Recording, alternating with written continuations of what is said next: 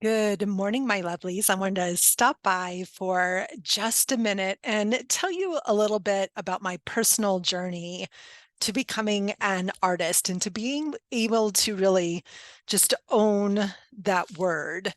It's been a long journey, and in many ways, it's a journey that started in late life, really in my late 40s, early 50s. About 15 years ago, I discovered a beautiful process called Zentangle, which is a mindful and meditative form of drawing repetitive patterns. Then I discovered Soul Collage, became a Soul Collage and a Zentangle certified teacher, and thought that my life was going to go down this path of more art and creativity. I did the artist way for the first time way back in the 90s, and my son Connor had just been born. I don't think Maggie was born yet, and I met a woman who was putting together a group and went through the program and like really worked with my husband to carve out time in the mornings to do my morning pages.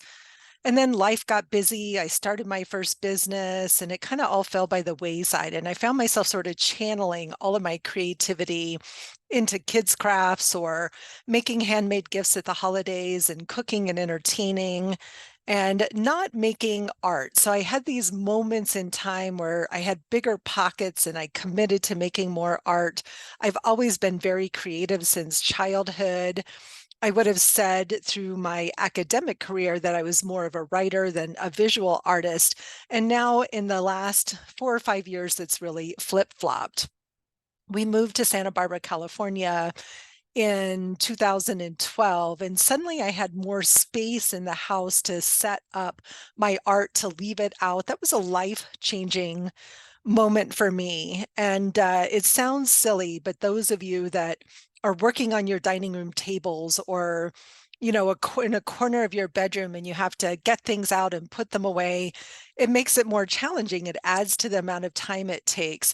And for me, being able to just carve out a small space in a guest room that was mine, where I could leave my art out for long periods of time and I could just go sit down and work on it when I had time, really opened up a whole new world of the benefits of consistently creating art.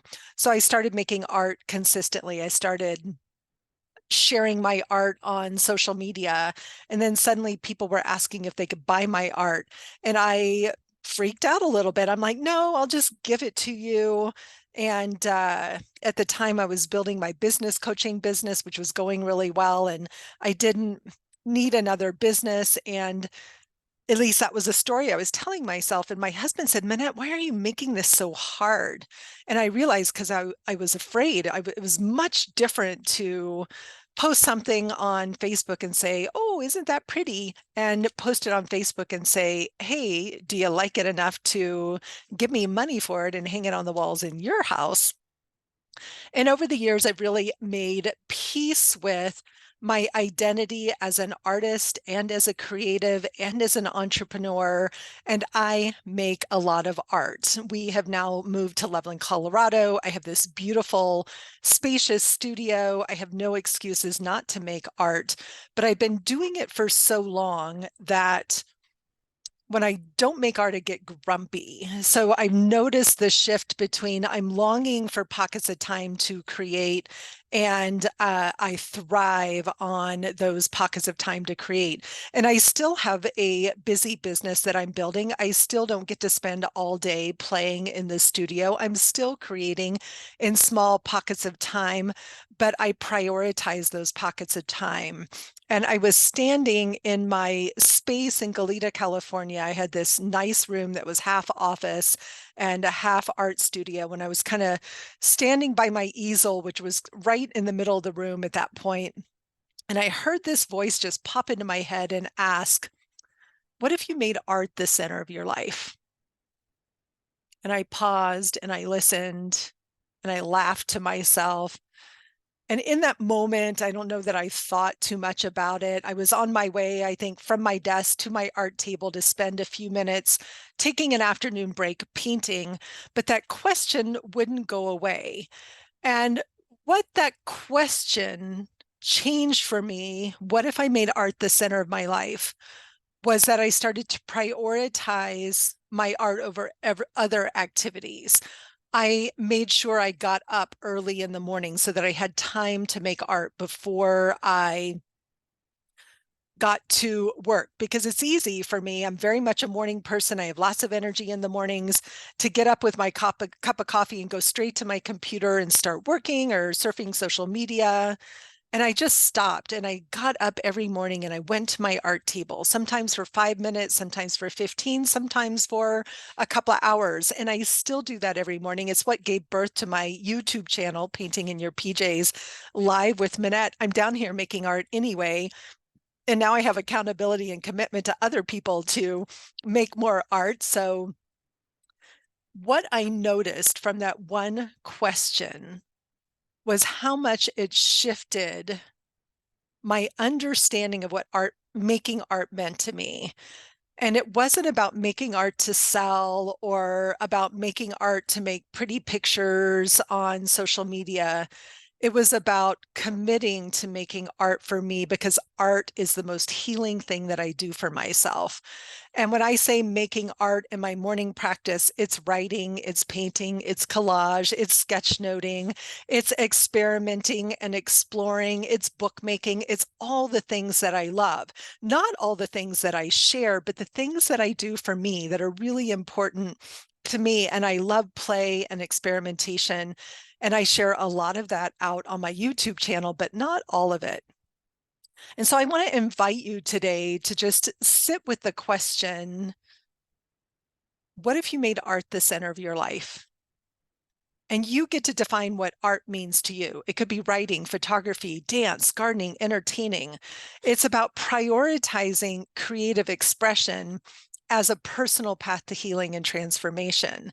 It's about giving yourself permission to take time out of what feels like a busy, already full life to do the thing that is most meaningful to you, that is most meaningful to you. And I wanted to share a little bit about my own journey, because it hasn't been smooth. It hasn't been straight. It hasn't all been uphill either. It has definitely been more like a roller coaster, loop-de-loop, up and down, the bottom's falling out.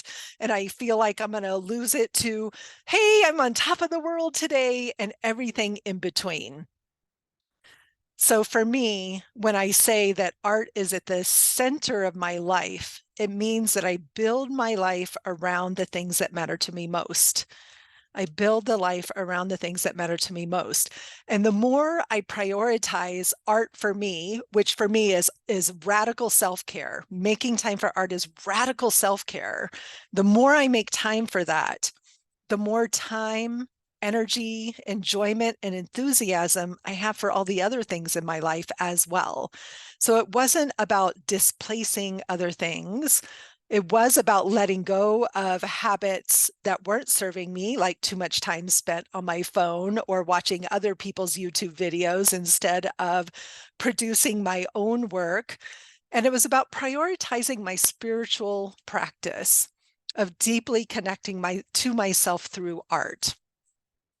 So again, I wouldn't say that I called myself an artist my whole life, that maybe in the last, I don't know, 10 years, I've been confident enough to call myself an artist. And the word doesn't even matter. What matters here is that one light bulb moment, that shift when I said, what if I make art the center of my life? Ultimately, it changed everything. It changed my career focus. It impacted the structure of my days. It definitely impacted my mood and happiness. But that it took a while. It wasn't like it was this dramatic overnight thing, but I started to look and plan and structure and experience. And like I said, now if I go more than a week away from my studio, I'm grumpy. I can't wait to get back and be here and enjoy the time.